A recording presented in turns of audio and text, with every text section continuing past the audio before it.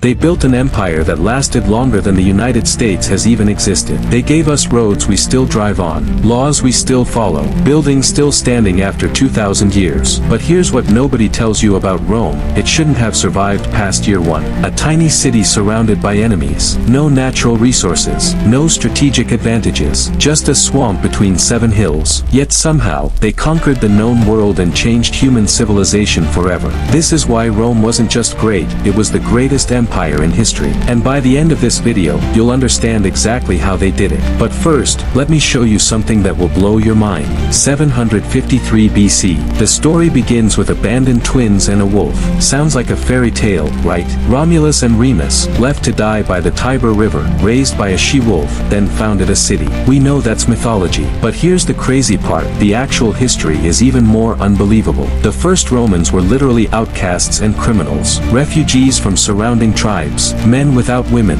so desperate they had to kidnap wives from neighboring cities. This wasn't a civilization, it was a gang. Their first ruler, Romulus, killed his own brother in an argument over a wall. Their second king was murdered. The third king was assassinated. Rome's first century was pure chaos, constant war with every neighbor, zero resources, and leaders who kept dying violently. Any normal city would have collapsed. But the Romans had something nobody expected: they were willing to do whatever it took to survive. When they needed women, they took them. When they needed land, they fought for it. When they needed allies, they made deals nobody else would make. And here's the genius move that changed everything: they didn't just conquer neighbors, they made them Roman. Think about that. Every other ancient empire said, "We're superior, you're inferior, you serve us." Rome said, "Fight for us, and your children can become citizens. Your grandchildren can become senators. Your great-grandchildren can become emperors." And they meant it. Within 500 years, emperors came from Spain, from North Africa, from Syria. The Roman Empire became the first true multicultural superpower. But that took time. First, they had to survive the next threat. 218 BC, a general named Hannibal decided to destroy Rome. Not just defeat them, erase them from history. He brought 40,000 soldiers and 37 war elephants across the Alps in winter. Impossible journey. Half his army died just getting there. But Hannibal didn't care. He had one goal: make Rome pay. And for the next 15 years, he nearly succeeded. Battle of Trebia, Rome lost 30,000 men. Battle of Lake Trasimene, another 15,000 dead. Battle of Cannae, the worst day in Roman military history. 50,000 to 70,000 Roman soldiers killed in a single afternoon. That's more casualties than America suffered in the entire Vietnam War, in one battle. Hannibal completely surrounded them and annihilated them. No army in history has ever suffered a defeat that bad and survived. But here's where Rome showed who they really were. After Cannae, every ally should have abandoned them. Every neighboring city should have switched sides. And many did. But Rome, they didn't surrender. They didn't negotiate. They didn't even slow down. The Senate met the day after the massacre and said, "We will not discuss terms of peace." They banned crying in public, banned talking about defeat. Then they did something insane. They freed 8,000 slaves, gave them weapons, and sent them to fight Hannibal. Rome was a republic that relied on citizen soldiers. They just lost most of their citizens, so they created new ones. They promoted teenagers to officer positions. They conscripted old men. They built new fleets when they had no money. For 15 years, Hannibal camped in Italy, winning battle after battle, and Rome just kept sending more armies. They couldn't beat him, but they refused to quit. Meanwhile, Rome sent a young general named Scipio to attack Carthage itself, Hannibal's home. Hannibal had to abandon Italy to save his own city. And in 202 BC, at the Battle of Zama, Rome finally beat him. But they didn't just win the battle, they learned from him. Hannibal taught Rome how to fight. And Rome never forgot the lesson. Never underestimate your enemy. Never surrender. And always find a way to win.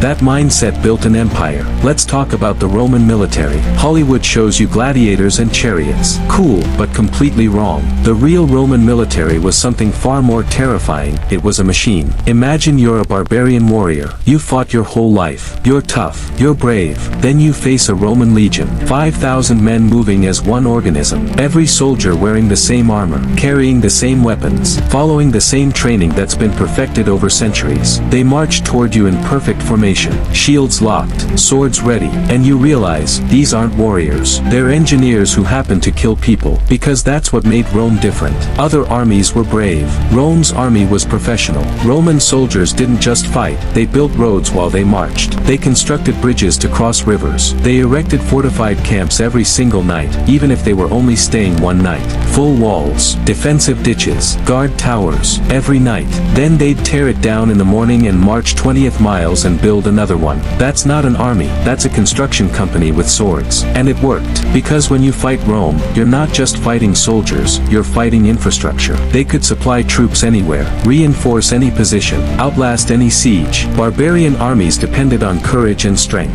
Roman armies depended on logistics and engineering. Courage fails, logistics don't. And here's the crazy part, being a Roman soldier wasn't even that appealing at first. You signed up for 25 years. 25 years of digging ditches, marching in armor, fighting wars, all for regular pay and a pension. But guess what? That regularity was revolutionary. Most ancient armies were temporary. Farmers who fought in summer and went home to harvest. Rome had professional soldiers who trained year-round, who built muscle memory for formations, who knew their commanders, who trusted the man next to them because they'd served together for years. That's why Rome conquered the Mediterranean. Not because their soldiers were braver, because they were better organized. But military power alone doesn't explain Rome's success. The real secret was something else entirely. Here's what made Rome truly unstoppable. It wasn't an empire built on conquest alone. It was built on a legal and political system so advanced that we're still using parts of it today. Let me prove it. Innocent until proven guilty. Roman law. The right to appeal. Roman law. Written legal codes. Roman law. Trial by jury. Roman law. Contracts, corporations, property rights, all Roman innovations. Before Rome, most civilizations ran on because the king said so.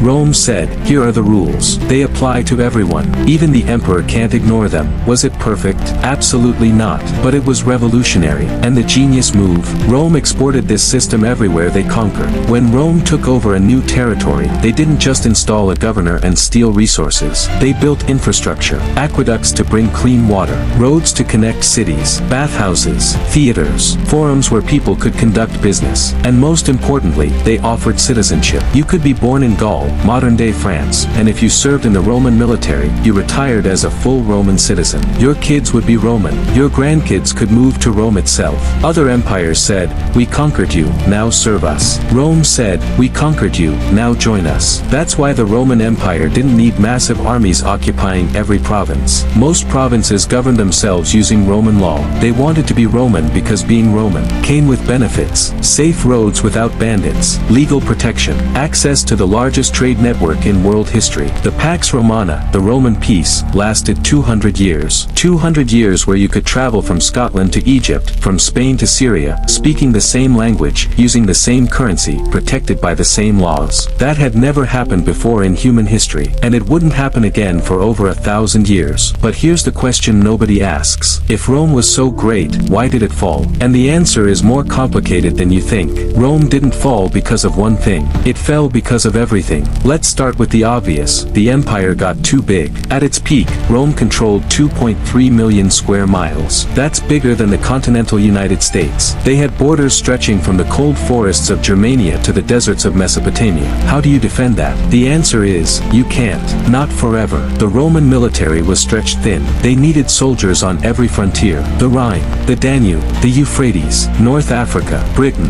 and who were they fighting? Everyone. Germanic tribes in the north, Parthians in the east, Berber raiders in Africa, the Picts in Scotland, and Rome made a fatal mistake. They started hiring barbarians to fight barbarians. Sounds smart, right? Why risk Roman lives when you can pay Gothic warriors to guard the frontier? Except those Gothic warriors learned Roman tactics. They saw Roman weaknesses. They realized, Rome isn't invincible. And when Rome couldn't pay them anymore, they took payment themselves. But military problems were just symptoms. The real disease was political corruption. The Roman Republic had term limits, checks and balances, separation of powers. The founding fathers of America literally copied the Roman system. But over time, ambitious generals realized, why follow the rules when you have an army? Julius Caesar crossed the Rubicon River with his legions and started a civil war. Why? Because the Senate wanted to prosecute him. So he said, fine, I'll make myself dictator. He was assassinated, but the damage was done. After Caesar, the Republic died. The empire began.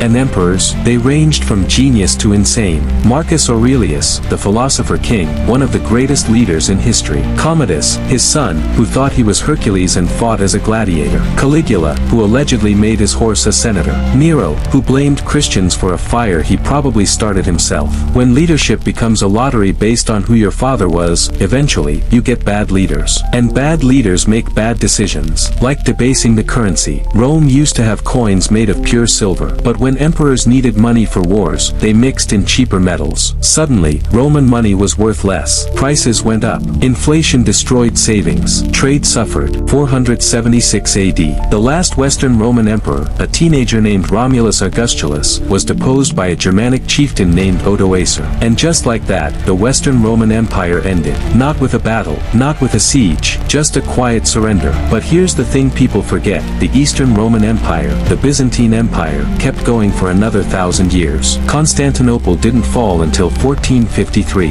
That's right, Rome officially lasted until the Renaissance. The Byzantine Empire preserved Roman law, Roman culture, Roman engineering. They saw themselves as Romans until the very end. And even after the political empire fell, Roman ideas never died. The Catholic Church kept Latin alive. Monasteries preserved Roman texts. European kings claimed to be successors of Rome. The Holy Roman Empire. The Russian Tsar comes from Caesar. The Ottoman sultans called themselves Caesar of Rome. Even today, half the world speaks languages descended from Latin, French, Spanish, Italian, Portuguese, Romanian. Our legal systems use Roman foundations. Our governments copy Roman structures. Our architecture imitates Roman styles. Washington, D.C. looks like Rome because America's founders wanted to be the new Rome. So here's the final question. Was Rome actually the greatest empire in history? The Mongols conquered more land. The British Empire controlled more territory. China lasted longer as a civilization. But none of them changed human civilization like Rome did. Rome gave us the idea that laws matter more than kings. That citizenship can be earned, not just inherited. That infrastructure and organization can overcome any enemy. That a republic, where people vote for leaders, can actually work. Every democracy on earth today owes something to Rome. Every legal code, every concept of citizenship, every infrastructure project. When we build roads, we're copying Rome. When we build aqueducts, we're copying Rome. When we say, innocent until proven guilty, we're copying Rome. The Roman Empire ended 1,500 years ago, but Roman ideas, they're still ruling the world. That's not just greatness, that's immortality. If this video changed how you see history, hit that subscribe button. Drop a comment telling me which part of Rome's story shocked you most. And if you think another empire deserves the title of greatest ever, tell me why. Let's debate it. Because the past isn't dead, it's still shaping everything we do today. Thanks for watching. See you in the next one. And don't forget to like and subscribe for more videos like this.